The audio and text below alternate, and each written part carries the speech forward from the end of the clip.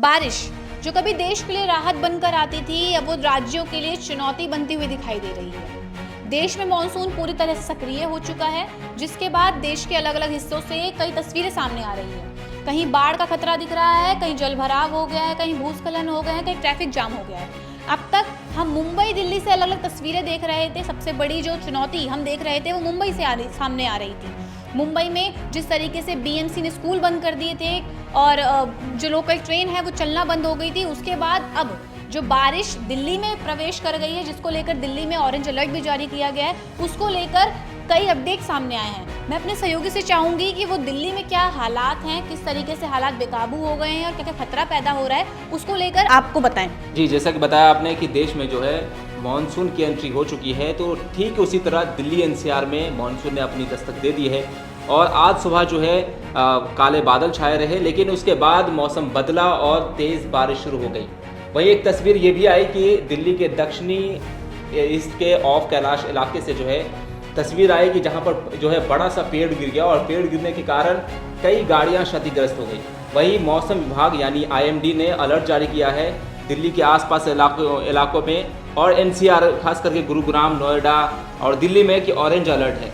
और मौसम विभाग ने यह भी बताया है कि 50 से 70 किलोमीटर प्रति घंटे की रफ्तार से हवाएं चलेंगी। और बारिश का भी अनुमान ये भी बताया है कि अब जो है धीरे धीरे रुक रुक कर बारिश होने की संभावना है। तो मौसम पूरी तरह बदल चुका है। मौसम बदलने की वजह से जो भीषण गर्मी थी, लोग उमस भरी गर्मी से परेशान थे, वो गर्मी अब खत्म हो गई है। जैसे मौसम बदला, अब मौसम सुहावना हो चुका है।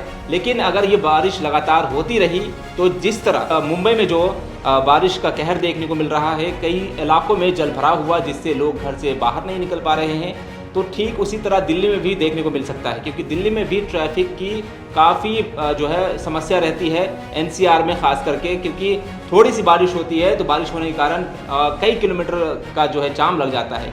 और अब बारिश जो है लगातार हो रही है और मौसम विभाग ने ये भी जताया है कि रुक रुक करके बारिश होगी, तो उससे ट्रैफिक जाम लगेगा और घर से जो आप अगर निकल रहे हैं तो आपको परेशानी हो सकती है। साथ ही मौसम बदलने के कारण तेज़ हवाएं चलेंगी, पेड़ कई जगह पे जो है पेड़ गिरने की खबरें आती है। ऐसे में अगर आप घर से निकल रहे हैं तो इन सब चीज़ों से सावधानी बरतें। और मौसम बदल चुका है, ये अपडेट जो है दिल्ली, गुरुग्राम और एनसीआर का है।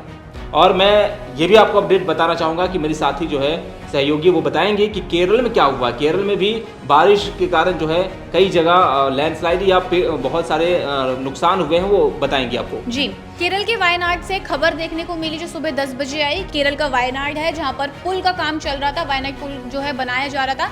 वहां से मीनाक्षी ब्रिज के आसपास का जो एरिया है, लगभग वहां एक मलबा जो पूरी की पूरी पहाड़ी थी और जो मलबा था, क्योंकि वहाँ काम चल रहा था पुल को लेकर, वो पूरा मलबा मजदूरों के कैंप पर गिर गया है। अब इसी को देखकर कई अटकलें भी सामने आ रही है। वहाँ पे रेस्क्यू चल रहा है। सबसे बड़ी चिंता का जो कारण है वो यही है कि मजदूरों के मलबे में फंसे होने की आशंका जताई जा रही है। मौके पर रेस्क्यू टीम मौजूद है, लेकिन सवाल यही है कि आखिर वायनाड में ये हादसा कैसे हुआ। तो हम आपको पूरी टाइमलाइन समझाने की कोशिश करते हैं कि हुआ कैसे। केरल टनल प्रोजेक्ट का काम चल रहा था, उसी दौरान जो टनल के पास का जो एरिया है वहाँ पर खुदाई चल रही थी। बड़ी मात्रा में मिट्टी और मलबा इकट्ठा हो रखा था। लगातार बारिश के कारण, बारिश जिस तरीके से मिट्टी में पहुंच रहा था, पानी जिस तरीके से मिट्टी में पहुंच रहा था, लगातार बारिश से वो पानी पहुंचने से वो मिट्टी भरने लग गई, यानी वो धीरे धीरे खिसकना शुरू करने लगी। अचानक मिट्टी का टीला और पहाड़ी का हिस्सा मजदूरों का जो कैंप था, जो अस्थायी कैंप था, उस पर जाकर गिर गया। मलबा कहाँ गिरा? मजदूरों के अस्थायी कैंप पर जाकर गिरा और निर्माण स्थल पर 2 बसों पर भी गिरा, जिसके बाद सड़क पूरी तरह से बंद कर दी गई। सड़क में जो आवाजाही लोगों की हो रही थी वो रोक दी गई। अब सबसे बड़ी जो चिंता देखने को मिल रही है वो ये है कि कितना नुकसान हुआ। तो नुकसान की अगर हम बात करें तो कई मजदूरों के दबे होने की खबर अभी भी आ रही है। लगभग 4 लोगों की जो हैं उनकी मृत्यु हो चुकी है, जिसमें से 6 लोगों का रेस्क्यू कर लिया गया है। लेकिन मौतों की अभी आधिकारिक पुष्टि नहीं हुई, क्योंकि आशंका जताई जा रही है कि ये आंकड़ा और भी ज़्यादा बढ़ सकता है। राहत का काम अभी फिलहाल चल रहा है। जिला प्रशासन मौके पर मौजूद है। रेस्क्यू टीम जेसीबी से मलबा हटाने की कोशिश कर रही है। मेडिकल टीम और एम्बुलेंस वहां तैनात कर दी गई है। लेकिन एक जो सुबह से रूमर सुनने में आ रहा था वो ये था कि क्या जो टनल है, ये जो मीनाक्षी पुल है, वो कैंप पर जाकर गिर गया है, तो ये पूरी तरीके से गलत है।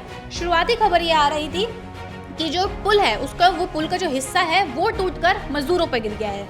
लेकिन बाद में जो स्पष्ट आधिकारिक पुष्टि करी गई वो उससे यही सामने आया कि टनल निर्माण के क्षेत्र के पास जो पहाड़ी का जो खुदाई का हिस्सा था, जो मलबा था, उसके खिसकने से वो जो पूरा जोन है वो प्रभावित हुआ। अब हादसे की वजह लगातार मूसलाधार बारिश, पानी में मिट्टी का अत्यधिक रिसाव होना और टनल निर्माण से जुड़ा हुआ भारी मलबा बताया जा रहा है। इस टनल प्रोजेक्ट का उद्देश्य जो हम बात करें तो वो ये थी पहाड़ी इलाके में बेहतर और सुरक्षित कनेक्टिविटी के लिए, यात्रा समय पर हो और मानसून के दौरान आवागमन आसान हो। लेकिन मानसून के दौरान टनल बनने से पहले ही हमने घटना देखी जिसमें अभी तक आशंका जताई जा रही है कि कई लोग मलबे के नीचे दबे हुए हैं और मौत का आंकड़ा 3 से बढ़कर आगे भी हो सकता है।